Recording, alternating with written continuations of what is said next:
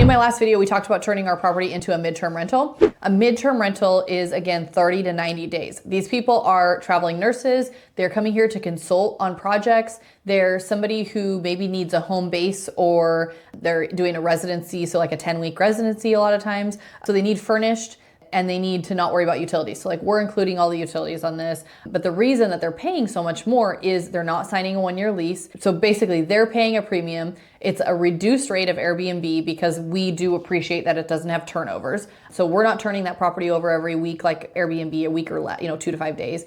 And then they appreciate the fact that they get to move in, stay there, have a home base for 30 days, but they actually get a home, whereas they're not living in a hotel or a long-term. And so they appreciate that fact. So with that, they're willing to pay a little bit more. Another reason we didn't talk about that they might be doing this is for insurance purposes. So we had some placements after the last couple storms. Their house floods, they need a place to live while it's being renovated. Their insurance covers that. So their insurance pays the going rate. A lot of times that going rate is it can be anywhere from 2 to 3 times what a rate of a long-term rental would be. So for instance, this property would rent for about $2,200 to $2,400 on a long-term rental, which would be a 12-month lease. So if somebody were to sign us 12-month lease, we would get, say, $2,200. The mortgage on this, plus the utilities, taxes, all that, is about $2,600 a month. So that doesn't make sense. It still wasn't a good exit strategy for us to turn it into a long-term rental.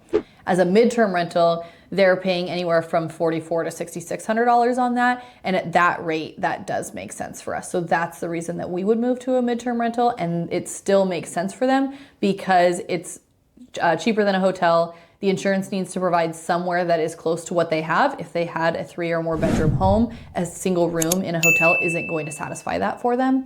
So that's why we'll go that route.